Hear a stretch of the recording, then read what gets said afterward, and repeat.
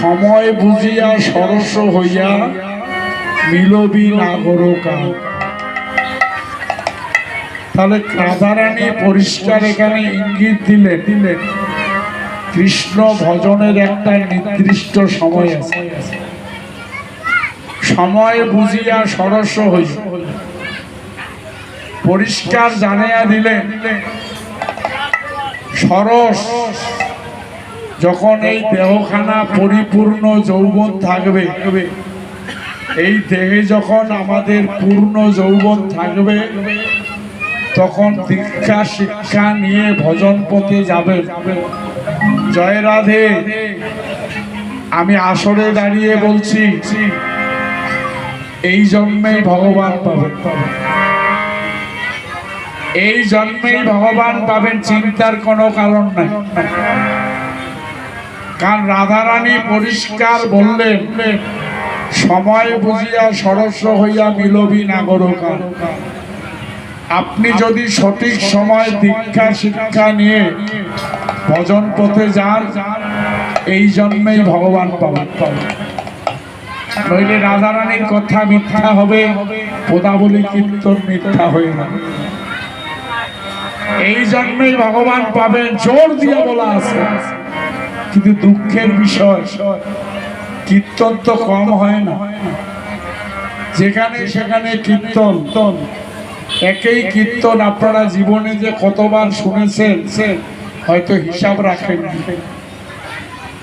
কিন্তু পরিবর্তন আসে না। সঠিক সময় আমরা কেউ দীক্ষা শিক্ষা নিতে চাই না। যদি সঠিক সময় কেউ দীক্ষাও নিয়ে থাকি, দুঃখের কথা সেই দীক্ষা মন্ত্র আমাদের বেশিরভাগ মানুষের মনে নাই। বেশিরভাগ মানুষের দীক্ষা মন্ত্র মনে নাই। দীক্ষা মন্ত্র এরা জপ করে না। একটা সাধারণ ভাষায় বলে না, খুব যদি অসুখ হয়, ঔষধ খেয়ে যদি অসুখ না ছাড়ে, কবিরাজ খাঁটি দেখিয়া বলে যে রুগীটার গুরু মন্দ হয়েছে, রুগীটার গুরু মন্দ হয়েছে, কাটা চিড়া করিয়া লাভ নাই, ডাক্তার দেখাইয়া লাভ নাই, আগে বাড়িতে গুরু সেবা দেয়। গুরু মন্দ হয়েছে। কেন গুরু মন্দ হয়? গুরুদেবের কাছ থেকে মন্ত্র নিয়া যারা কোনোদিন গুরুদেবের সেই সেবা মন্ত্র জপ করেন, গুরু মন্ত্র জপ না করতে গুরু মন্ত্র মনেই নাই, একটা কথা মনে নাই, তার গুরু মন্দ হবে না। কার গুরু মন্দ? এই জন্যে রাধারানী বললেন সঠিক সময় কৃষ্ণ ভজন পথে যাও, এই জন্মেই গোবিন্দ পাবে। যাই হোক, লীলায় আসি।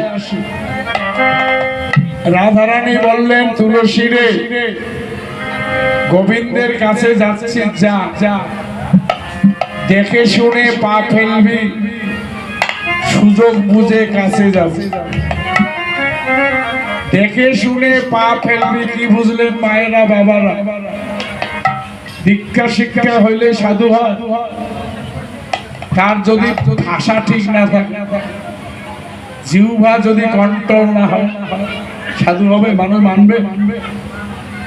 সবাই আছে খুব খারাপ, মানবে মানুষ? ইন্দ্রিয় কন্ট্রোল নাই, অর্থাৎ জিহ্বা সংযম নাই, তাহলে হবে। দেখে শুনে পা ফেলবি। তুমি যদি সাধু হও, সন্ধ্যাবেলা যদি কেউ 4-5 জন মিলে মদ খায়, ওইখানে কি সাধুর যাওয়া উচিত? উচিত কি? যতই খাতিরের লোক যাওয়া যাবে না। দেখে শুনে পা ফেলবি। যেখানে সাধুর যাওয়া উচিত নয়, সেখানে যাওয়া যাবে না। দেখে শুনে পা ফেলবি, সুযোগ বুঝে কথা বলবি। এই জিহ্বাটা আপনি যদি কৃষ্ণ ভজন করেন, কৃষ্ণ সেবায় যদি লাগতে চান, বাচলতা আপনাকে ছাড়তে হবে। বাচলতা ছাড়তে হবে, এই জিহ্বাটাকে সংযম করতে হবে।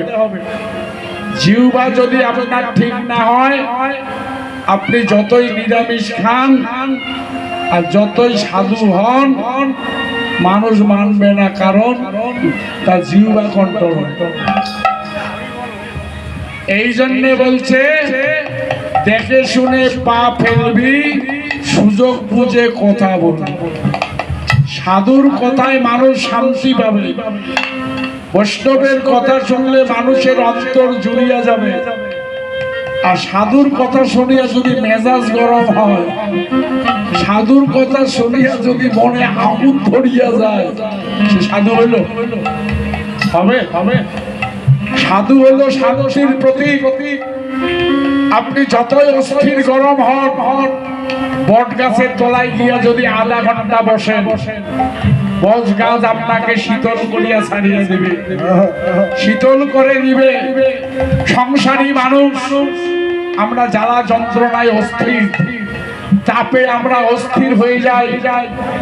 যখন সংসারী মানুষ শান্তি পায় না, সংসারী মানুষ যখন অন্তর বাগির জ্বলিয়া যায়, তখন আমরা উপায় না পেয়ে সাধুগুরু বৈষ্ণবের চরণে গিয়ে আশ্রয় নেই। কি চাই? টাকা পয়সা চাই, কি ধন দৌলত চাই? কিচ্ছু চাই না, শুধু চাই তার কৃপার ছায়া, তার বাক্য মানে বাক্যে যেন অন্তরটা আমার জুড়িয়া যায়, তার হাতের স্পর্শে আমার অন্তরের আগুন যেন নিভিয়া যায়। আমি যেন সাধুগুরু বৈষ্ণবের চরণ ছায়ায় সারা জনম, আমি যেন সেই চরণ ছায়ায় সারা জনম থাকতে পারি। তাই রাধা রানী বললেন, তুলসী রে, গোবিন্দের কাছে যাচ্ছি, যা, কিন্তু একটা কথা তোকে বলি, এই পথে যেতে হলে তোকে দুটি কথা বলি, শোন। এই পথে যাবি, কিন্তু ধৈর্য হারাস না। এই পৃথিবীতে অনেকেই দীক্ষা শিক্ষা নিয়ে ভজন পথে অগ্রসর হয়, অনেকে দীক্ষা শিক্ষা নিয়ে এই পথে যেতে চায়, কিন্তু কিছু দূর যাওয়ার পরে সে পথভ্রষ্ট হয়ে যায়। কেন হয়? সে ধৈর্য রাখতে পারে না।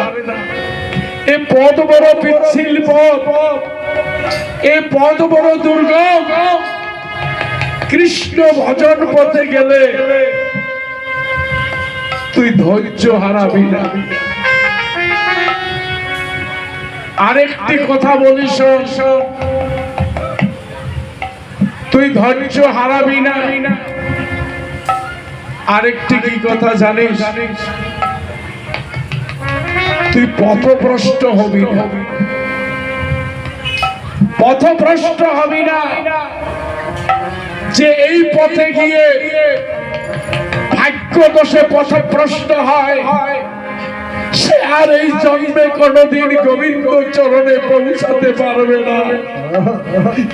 সে কোনদিন গোবিন্দ চরণে পৌঁছাইতে পারে না।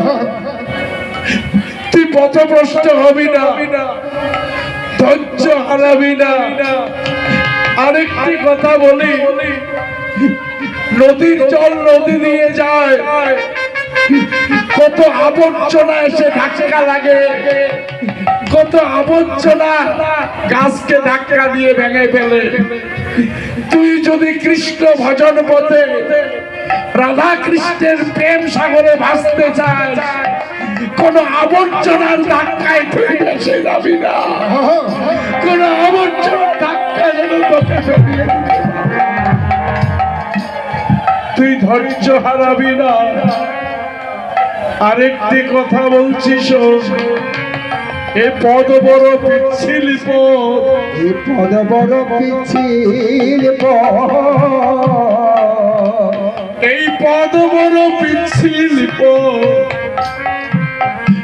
এই পথে যেতে হলে তুই সব ভুলে যাবি, কৃষ্ণ নাম কোনদিন ভুলিস না, কৃষ্ণ নাম কোনদিন ভুলিস না।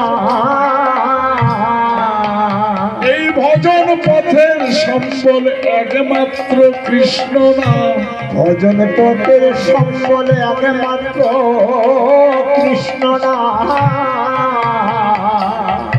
রাধারানী যখন তুলসীকে এই উপদেশ দিচ্ছে, তুলসী নিজে দাঁড়িয়ে থাকতে পারলেন না। উপদেশ শুনতে শুনতে রাধারানীর চরণে আছাড় খেয়ে পড়ে, চরণ দুখানি জড়িয়ে ধরে, হাউ হাউ করে কাঁদতে কাঁদতে বলে, রাধে রাধে রাধে গো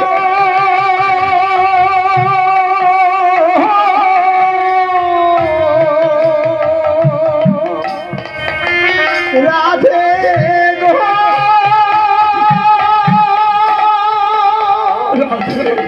ও গো রাধে গো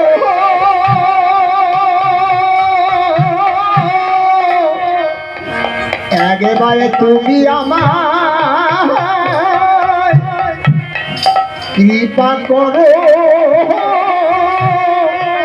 রাধে